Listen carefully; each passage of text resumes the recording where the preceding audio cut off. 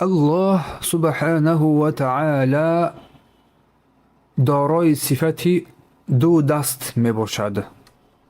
بسم الله و نؤمن بأن الله تعالى يدين كريمتين عظيمتين و ایمان داریم اینکه الله سبحانه و تعالی دارای دو دستی کریم و عظیم است.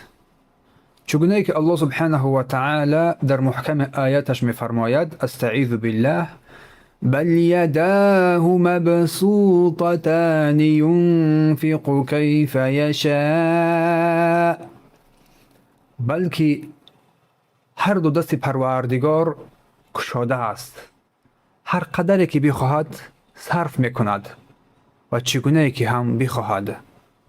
در اینجا الله سبحانه و تعالی یدین ذکر کرد، یعنی مثنی دو ذکر کرد، هر دو دست. کریمتین گفت، وصفشون کرد بر کرم. عظیمتین گفت، وصفشون کرد که عظیم هستند. پس لازم است که از برای هر یکی این ذکر کرده شده ها، از هر یک این وصف ها دلیلی باشد. اما دلیل بر این که الله سبحانه و تعالی دارای دو دست است، الله سبحانه و تعالی چونه که آیات تلاوت شد میفرماید: بل یداه مبسوطتان ينفق كيف يشاء، بلکه دو دست او گشاده است، صرف میکند چگونه که بخواهد.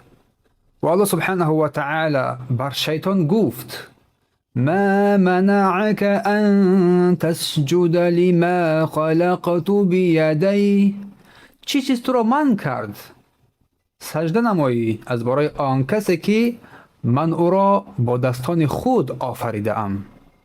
و دلیل بر این که الله سبحانه و تعالی آنها را کریم ذکر کرد، کریمتانی، صفت کریم، الله فرمود مبسوطتانی، بست.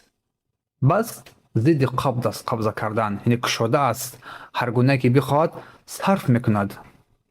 و چگونه که در حدیث ذکر می شود که دستان الله سبحانه و تعالی بسیار سخاوتمند است، عطا میکند.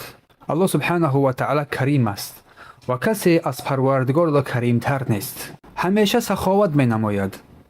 و در حدیث رسول صلی الله علیه و سلم بر صحابه گفت: بر من خبر بدهید الله سبحانه و تعالی از روزی که آسمان ها و زمین را آفریده است نفقه میکند، سخاوتمند است، حساب ندارد سخاوتمندی او و چیزی از سخاوتمندی او ناقص نشد. الله اکبر. این دلالت بر عظمت بودن کرم الله سبحانه و تعالی می نماید، بر عظمت بودن خیراتش می نماید. اما دلیل بر این که دستان الله سبحانه و تعالی عظیم هستند، قول الله سبحانه و تعالی: استعیذ بالله وما قدر الله حق قدره والأرض جميعا قبضته يوم القيامة والسماوات مطويات بيمينه سبحانه وتعالى عما يشركون. ترجمه: و این مشرکان الله را چنان که سزاوار بزرگی اوست نشناختند و در روز قیامت تمام زمین در قبضه مشت او سبحانه و تعالی است. اوست و آسمان ها در همه پیچیده در دست راست او سبحانه و تعالی است. پاک است و برتر است از هر چی که شریک او سبحانه و تعالی میپندارند. و این مشرکان الله سبحانه و تعالی را آنگونه که الله امر کرد عظیم نشمردند، در برابر او سبحانه و تعالی شریکان قرار دادند که بر اینها نه ضرر میدهد نه فایده، حتی اینکه یگان قوتی ندارند، ذره قوت ندارند، نمیشنوند، نمیبینند. تمام این زمین با تمام کوهها و بحرها و دریاها و درختانش در قبضه الله سبحانه و تعالی در روز قیامت خواهد بود. و در حدیث آمده است که الله سبحانه و تعالی در روز قیامت این زمین را در یک انگوشش خواهد گرفت. همه این دلالت بر عظمت الله سبحانه و تعالی می نمایند. الله اکبر. اگر سؤال شود که آیا الله سبحانه و تعالی دارای دستی راست و چپ دارد؟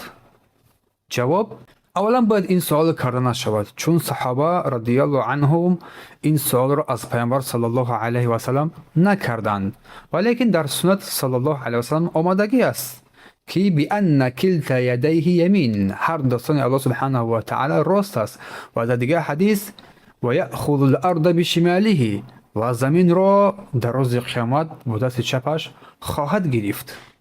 و اینکه الله سبحانه و تعالی دست راست و چپ دارد، این به معنای آن است که دست چپی الله سبحانه و تعالی مثل مخلوقاتش ضعیف باشد. این معنای اون نیست. این گمان باید از ذهن انسان دور بگردد. و این در حق الله سبحانه و تعالی نقص نیست، در حق بندگان باشد، چون مخلوق هستند نقص است، ناقصی است، چون ضعیف است. به هر حال ما اثبات می نماییم که الله سبحانه و تعالی دارای دو دست است، دست یمین و دست شمال، و هر دو دستان الله سبحانه و تعالی بسیار پربرکت هستند، در این شک نیست. و دست شمال الله سبحانه و تعالی ناقص نیست، هر دوش پربرکت است، چون که در حدیث وارد شده است.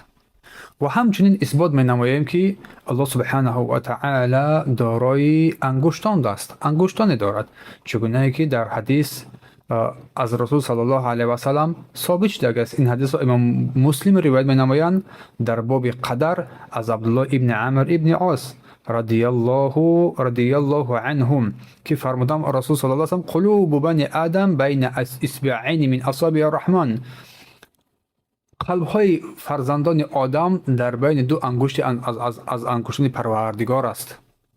خلاصه آنچه که بیان شد ایمان می آوریم که الله سبحانه و تعالی دارای صفت دو دست می باشد، چگونه که آیه ها و احادیث ها را ذکر کردیم. سبحانك اللهم و بحمدک و اشهد ان لا اله الا انت استغفرك و اتوب الیه.